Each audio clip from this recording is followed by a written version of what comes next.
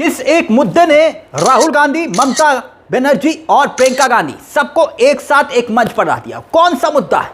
और क्यों आखिरकार बंगाल चुनाव जीतने की ख्वाहिश रख रहे मोदी जी के सारे अरमान धरे के धरे रह सकते हैं? 2 दिन के बाद संसद के भीतर क्या कुछ बड़ा होने वाला है?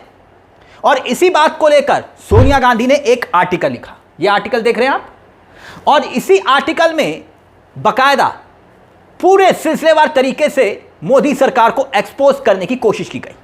अब प्रेस कॉन्फ्रेंस करके बकायदा कांग्रेस ने याद दिलाया मोदी जी को कि चुनाव जीतने के लिए आप आखिरकार किस हद तक जा सकते हैं। बंगाल चुनाव के वक्त 16, 17 और 18 तारीख संसद का बजट सत्र एक्सटेंड किया गया है। क्यों? क्योंकि महिला आरक्षण बिल लेकर आ रही है सरकार। वही महिला आरक्षण 2023 में जो पास हो चुका है उसमें संशोधन करने की तैयारी हो रही है। विपक्ष के लोग बकायदा उनको चिट्ठियां लिखी जा रही हैं, प्रधानमंत्री अपील कर रहे हैं सहयोग करिए। लेकिन कांग्रेस पार्टी की पूर्व राष्ट्रीय अध्यक्ष सोनिया गांधी ने सिलसिलेवार तरीके से अखबारों के पन्ने भरते हुए बता दिया कि आपका मकसद कुछ और है। दरअसल आपका उद्देश्य आरक्षण नहीं है, आपका मकसद पूरी तरह से देश की लोकसभा सीटें बदलकर डीलिमिटेशन थोपने का है। सोनिया गांधी ने बकायदा सिलसिलेवार तरीके से जो सवाल उठाए हैं उन सवालों पर भी हम आए, क्योंकि उन्हीं सवालों को लेकर राहुल गांधी और प्रियंका गांधी ने कहा कि हां यही एक बात है। और इतना ही नहीं, वही लाइन ममता बनर्जी की भी दिखाई दे रही है। मतलब आप कह सकते हैं कि पश्चिम बंगाल का जो चुनाव इस वक्त अपने चरम पर है, कांग्रेस पार्टी हो, टीएमसी हो, दोनों आमने सामने हैं, लेकिन एक मुद्दे पर, इस एक मुद्दे पर एकजुट हो गए हैं।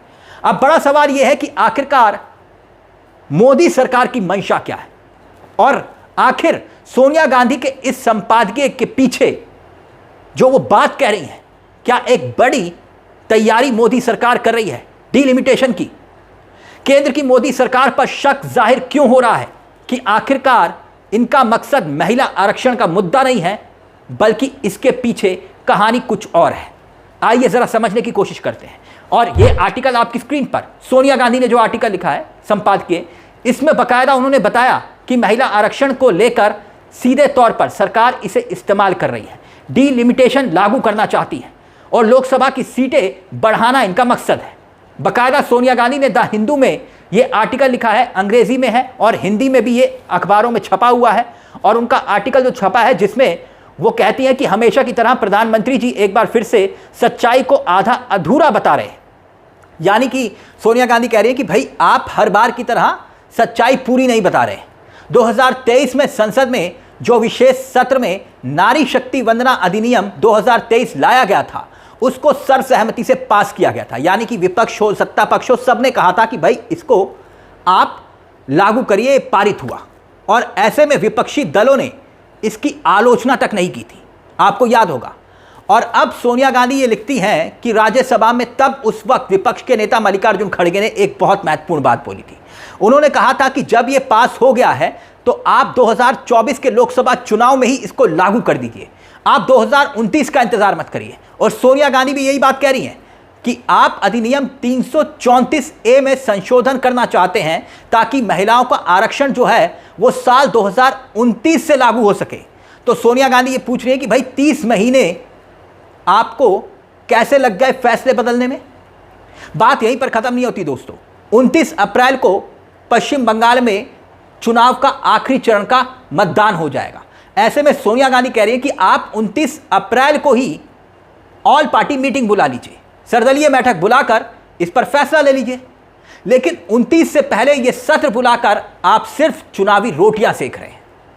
क्यों? क्योंकि 29 अप्रैल को तो आखिरी चरण का मतदान हो जाएगा, तो फिर कोई समस्या नहीं है। अगर आपकी मंशा यही है, आपकी मंशा सही है, तो फिर आखिरकार आप 29 अप्रैल तक का भी इंतजार कर सकते हैं। अब सुनिए, कांग्रेस ने बकायदा इसी मुद्दे को लेकर प्रेस कॉन्फ्रेंस की है। क्या कुछ कहना है सुप्रिया श्रीनेत का, सुनिए जरा।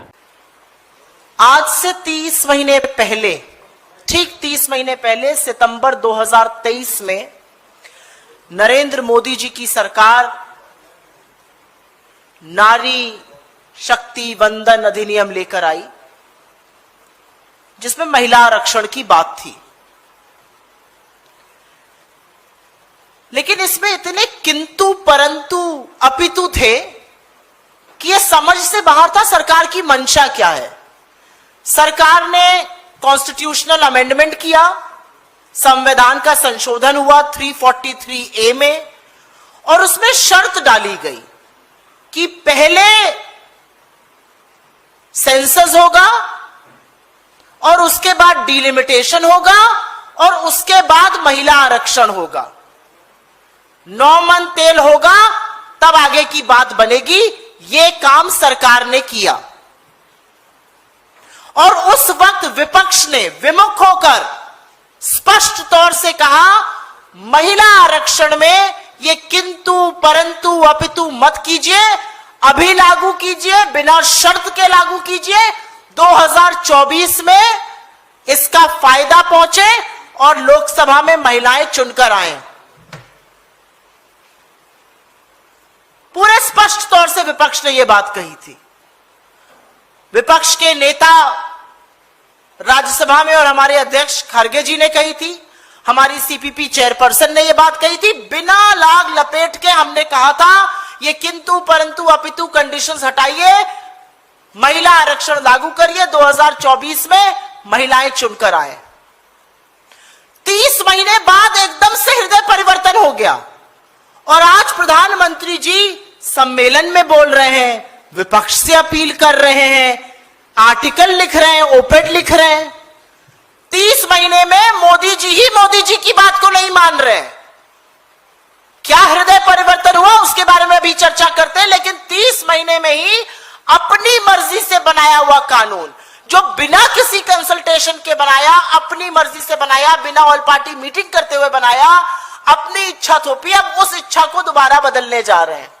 अब इसे यूं समझिए दोस्तों कि अगर ये बिल पास भी हो जाता है तो 2029 से पहले ये लागू नहीं हो सकता। क्यों? क्योंकि 2029 में ही तो लोकसभा के चुनाव है। यही सवाल उठ रहे हैं कि आप इतनी जल्दबाजी क्यों कर रहे हैं? क्या सिर्फ मकसद यही है कि 5 राज्यों में विधानसभा का चुनाव है और चुनाव में सीधे तौर पर संकेत और संदेश देने की कोशिश कि आप हमें वोट करिए, और वही बिल जो पास हो चुका है 29 तारीख को चुनाव निपट जाएगा। और ऐसे में विपक्ष यही तो कह रहे हैं ना आपसे कि अगर आप 29 के बाद भी जुलाई में, जब मिड जुलाई में मानसून सत्र शुरू हो जाएगा, तब भी आप इसे बिल पर चर्चा कर सकते हैं। और सोनिया गांधी ने भी यही लिखा है कि ओपोजिशन ने बाकायदा करीब 3 बार आपसे कहा कि आप इस मुद्दे पर ऑल पार्टी मीटिंग बुलाइए। आपने एक बार भी ऑल पार्टी मीटिंग नहीं बुलाई। आप जो ओपोजिशन पार्टीज हैं उनको चिट्ठियां लिखकर कह रहे हैं कि आप सहयोग करिए। तो सोनिया गांधी पूछ रही कि आखिरकार आज सहयोग कौन कर रहा है, उनका नाम बताइए कि भाई आज सहयोग किसने किया आपके साथ। इस मुद्दे को लेकर सब विपक्ष एक साथ दिखाई दे रहा है, तो फिर आप इस पे राजनीतिक रोटियां क्यों सेक रहे हैं? 16 तारीख को आखिरकार क्या वाकई में कुछ बड़ा होने वाला है? सुनिए जरा एक और बयान। और आपकी याद ताजा करा दूं, जिस नींव पर यह महिला आरक्षण लोकसभा, राज्यसभा और तमाम असेंबलीज में आएगा, वो नींव कांग्रेस पार्टी की डाली हुई है। 73rd and 74th constitutional amendment के चलते पंचायती राज में 1/3 महिलाओं को आरक्षण देने का काम कांग्रेस पार्टी ने किया था और इसके सबसे बड़े सपोर्टर, इसके जनक श्री राजीव गांधी जी थे। और आज असलियत यह है कि उस अफर्मेटिव एक्शन का प्रभाव हम देख रहे हैं। आज 15 लाख से ज्यादा चुनी हुई निर्वाचित महिलाएं पंचायती राज में, चाहे वो गांव की प्रधान हो या ब्लॉक प्रमुख हो या जिला पंचायत में हो, ऐसी 15 लाख निर्वाचित महिलाएं हैं। उनकी कुल संख्या 40% से ज्यादा है। 1/3 आरक्षण देने का काम कांग्रेस पार्टी की सरकार ने किया था, सर्वसम्मति से किया था, ऑल पार्टी मीटिंग बुलाकर किया था। इस पर बहुत विवेचना हुई थी, बहुत चर्चा हुई थी और उसके बाद सर्वसम्मति से इसको लागू किया गया था। यहां एक बहुत इंपॉर्टेंट बात और रह गई कि सोनिया गांधी ने जो जातिगत जनगणना है उसका जिक्र करते हुए सरकार से पूछा कि आपने जातिगत जनगणना का वादा जैसे 2021 में किया था, कोविड आया, कोविड की वजह से टल गया, लेकिन 2026 तक आप जातिगत जनगणना नहीं करवा पाए और उसके बाद लोकसभा चुनाव हो गए और जनगणना आप नहीं करवा पाए और अब 2027 में जातिगत जनगणना से सुप्रीम कोर्ट में आप पलट चुके हैं। यानी कि मोदी सरकार 2027 में जातिगत जनगणना में से जो है वो सुप्रीम कोर्ट में पलट चुकी है पूरी तरह से। मतलब कि जातिगत जनगणना की बात सरकार बोल रही थी, उससे भी सुप्रीम कोर्ट में जाकर आप पलट गए। 2011 की जो जनगणना है ना, उसी आधार पर आप इसे लागू करने की बात कर रहे हैं, लेकिन यह प्रैक्टिकल नहीं दिखाई देता। डिलिमिटेशन लागू करने के पीछे मकसद बिल्कुल साफ है। बीजेपी वहां पर जहां पर कमजोर नहीं मजबूत है, वहां पर हमेशा के लिए सत्ता में बने रहना चाहती है। 2011 के आंकड़ों को ही हम डिलिमिटेशन लागू कर देंगे, यह सरकार सोच रही है। अब इसे यूं समझिए कि जो राज्य जिन्होंने परिवार नियोजन पर काम किया है, उनकी सीटें कम कर दी जाएंगी, और जो राज्य जहां पर बीजेपी का स्ट्रॉन्ग होल्ड है, वहां सीटें बढ़ा दी जाएंगी। इसका फायदा सीधे तौर पर बीजेपी को। अब सोनिया गांधी आर्टिकल जो लिख रही हैं, उसे राहुल गांधी भी शेयर करते हुए यही बात को आगे बढ़ा रहे हैं। कह रहे हैं कि मुद्दा रिजर्वेशन का नहीं है, महिला आरक्षण का नहीं है, मुद्दा है डिलिमिटेशन का। आप महिला आरक्षण को ढाल बनाकर सीटें बढ़ाना चाहते हैं, वो भी मनमाफिक। यहां पर राहुल गांधी जो बात कह रहे हैं, सोनिया गांधी जो बात कह रही है, अब प्रियंका गांधी भी उसी बात को आगे बढ़ा रही है। मतलब प्रियंका गांधी हो, राहुल गांधी हो, या फिर सोनिया गांधी हो, और इसके साथ साथ ममता बनर्जी। ममता बनर्जी का पॉइंट बहुत मजबूत यहां पर क्यों हो जाता है? क्योंकि ममता बनर्जी ने एक उदाहरण पेश किया है, और वो उदाहरण क्या है वो भी मैं आपको बताऊंगा। लेकिन ममता बनर्जी की तरफ से यहां पर एक बात सीधे तौर पर जो राज्यसभा के सांसद हैं टीएमसी के, साकेत गोखले, उन्होंने भी बाकायदा ये ट्वीट किया है। आपकी स्क्रीन पर देखिए ये ट्वीट, जहां पर साकेत गोखले भी यही बात कह रहे हैं, यही बात लिख रहे हैं कि मीडिया और पीएम ये बता रहे हैं। उन्होंने लिखा है, अंग्रेजी में है, इसका हिंदी तर्जुमा मैं कर देता हूं। उन्होंने लिखा कि मीडिया और पीएम ये बात बता रहे हैं कि महिला आरक्षण बिल को संशोधन करने वाले हैं मोदी जी, और महिला आरक्षण बिल लागू हो जाएगा। जबकि सच्चाई ये है, वो लिखते हैं कि जबकि सच्चाई ये है कि वुमेन रिजर्वेशन बिल यानी कि महिला आरक्षण बिल 2023 में ही पास हो चुका है, और उस बिल को डिले किया गया। साकेत गोखले आगे लिखते हैं कि उस वक्त भी ऑपोजिशन ने कहा था कि महिला आरक्षण को जल्द से जल्द लागू कर दिया जाए, लेकिन तब सरकार ने कहा था कि जब जनगणना होगी उसके आंकड़ों के बाद ही इसको लागू करेंगे। अब आप अचानक से बंगाल और तमिलनाडु के चुनाव के बीच ये लागू करने वाले हैं, यानी कि एक मैसेज देना चाहते हैं सिर्फ वोट के लिए। साकेत ये लिखते हैं मतलब सीटें बढ़ाई जाएं लोकसभा की, ये भी एक कोशिश है 2026 के जनगणना से पहले, इसीलिए ये सब कुछ हो रहा है। और यहां जब जनगणना नहीं हुई तो फिर आप इसे लागू कैसे कर सकते हैं? साकेत गोखले ने पूछा कि डिलिमिटेशन का, सीटें बढ़ाने का और महिला आरक्षण का क्या कनेक्शन है? अभी जो मौजूदा सीटें हैं उसमें आप महिला सीटें आप दे सकते हैं, महिलाओं को सीटें दे सकते हैं जो महिला आरक्षण मौजूदा वक्त में है।